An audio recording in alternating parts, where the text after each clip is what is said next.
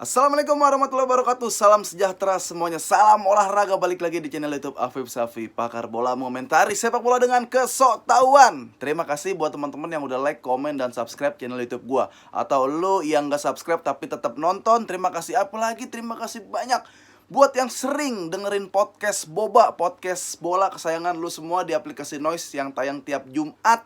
Di aplikasi Noise bareng gue dan Jerry Arvino. Dan udah gabung juga ke grup Telegram PSBB, para pendengar sahabat-sahabat Boba. Oke, di situ ada berbagai informasi. Lu akan ketemu teman-teman dari seluruh Indonesia yang sharing tentang bola, yang pasti udah kesaring. Gak ada bocil kematian, gak ada bocil laknat, gak ada bocil tolol yang ada di dalam. Orang udah kesaring, orang yang asik lah sefrekuensi sama yang nonton YouTube ini. Oke. Nah, ini seru banget karena gue akan membahas nih Liga Champions. Tadi berarti Rabu nih, rambut gue masih basah, berarti gue tag abis sholat subuh. Lu mungkin sering nanyain rambut basah gue kenapa ya, gue abis udu. Nah ini abis sholat. Ada Juventus yang diayamin disayurin istilahnya kalau anak ribut mah, sama Chelsea. Ini udah kalah telak banget, kalah dari segala apapun, sisi manapun Chelsea menang dan layak 4-0 lawan si Juventus. Ada MU yang bangkit. Wah, ini siapa tahu ya, apakah Michael Carrick dan Fletcher ini bisa jadi caretaker kayak Di Matteo waktu nanganin Chelsea. Tiba-tiba MU juara. Nah, ada juga Munchen yang udah pasti menang 2-1 lawan Benfica. Lawan Benfica, lawan Dinamo Kiev. Yang terakhir ada Barcelona yang OTW Liga malam Jumat. Oke? Ya, kita bahas MU dulu. MU ya menang bola berbet aja sih, bola dredet aja gitu. Dan mungkin ada beberapa faktor setelah keluarnya Ole gitu. Jadi biasanya ada yang ngatur tapi nggak jelas mungkin aturannya.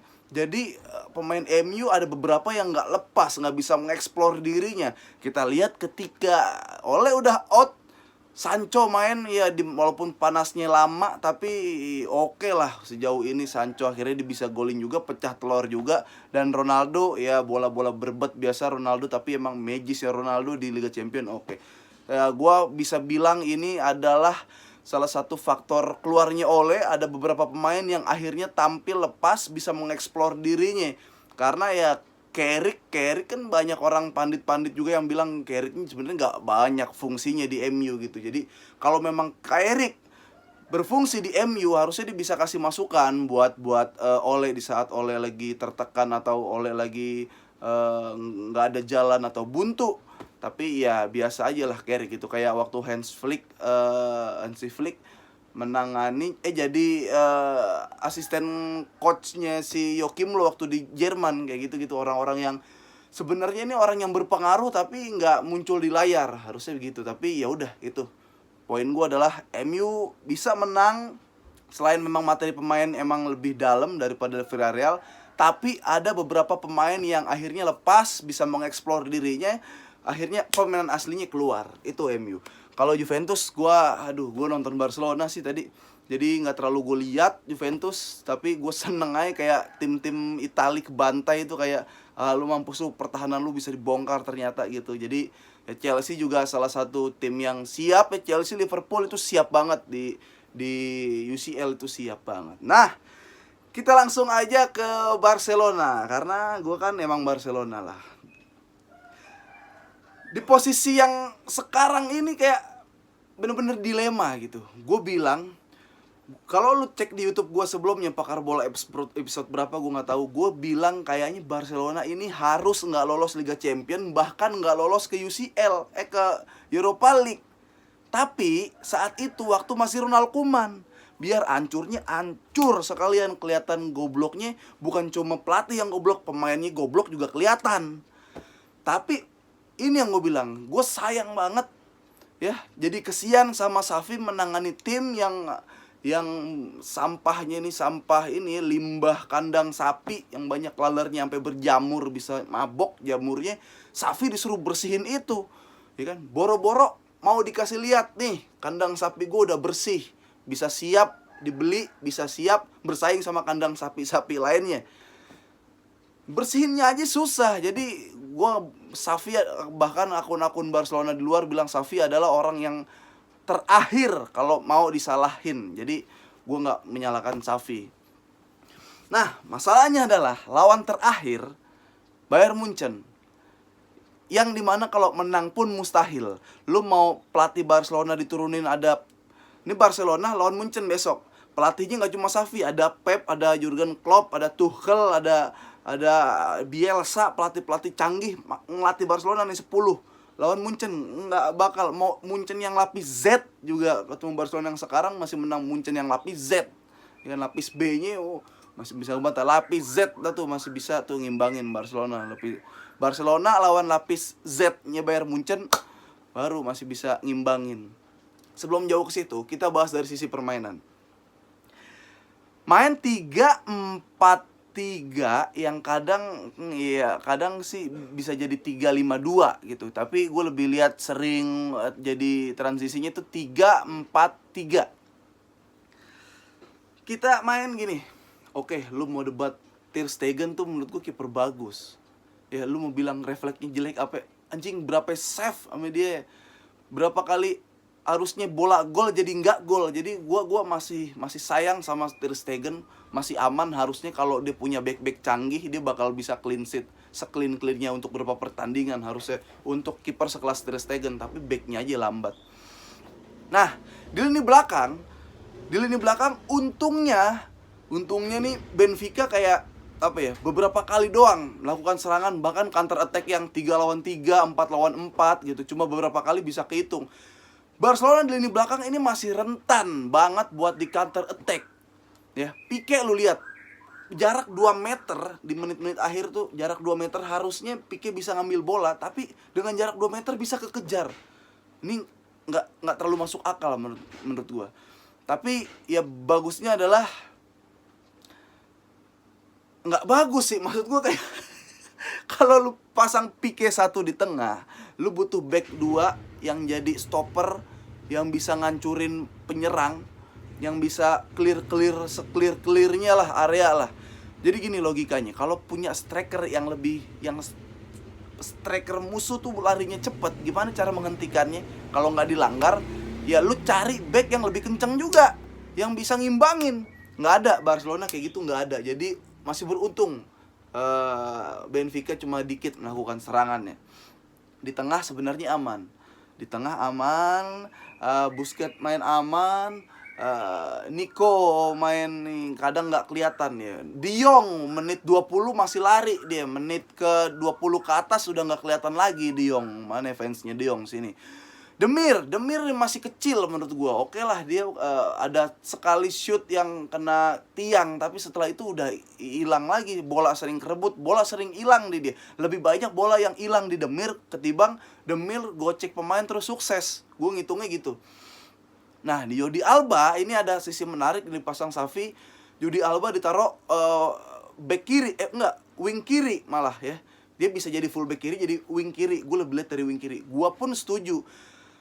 Untuk ngacak-ngacak musuh, ngacak-ngacak pertahanan lawan, ya kita harus cari penyerang yang larinya lebih kenceng daripada lawan. Sekarang Barcelona nggak ada. Makanya Jordi Alba ditaruh di situ, di kiri, ketemu Gavi.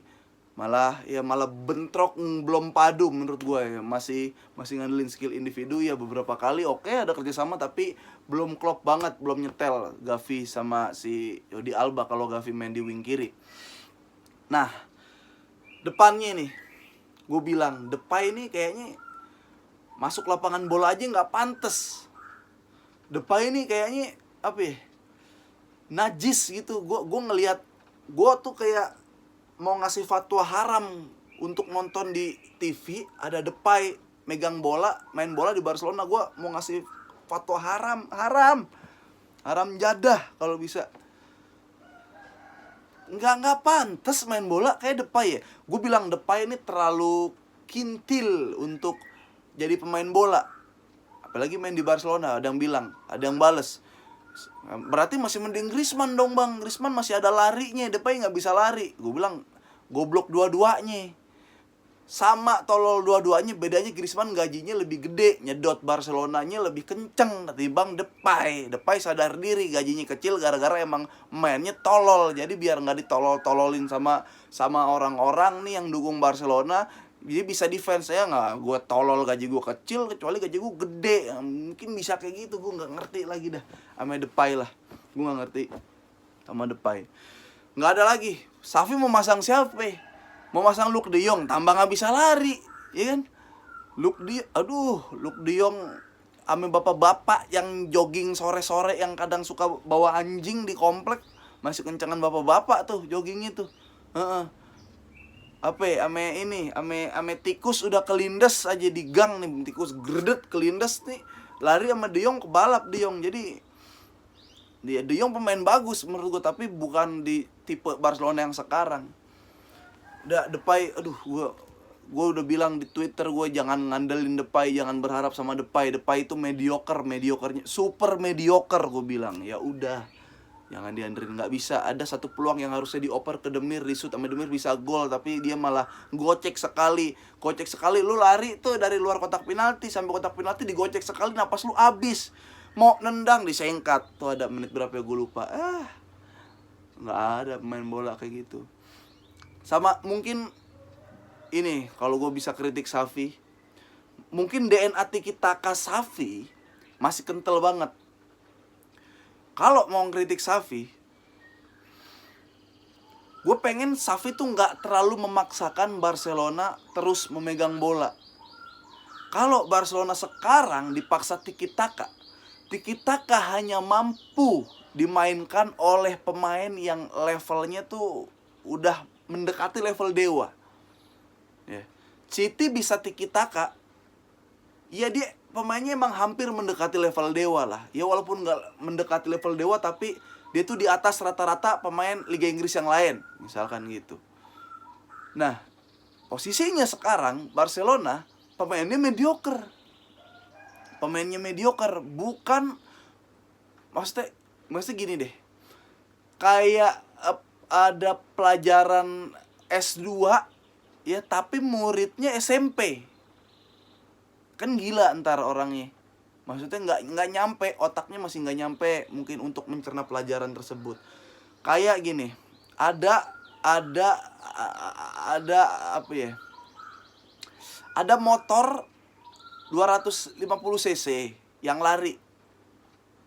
Motor 250 cc lari ya.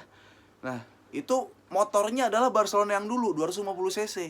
Bisa lari dengan kecepatan 250 cc. Sekarang Barcelona bukan motor 250 cc. Apa ya? Sepeda garam disuruh lari dengan kecepatan 250 km per jam. Oh, kenceng banget, enggak.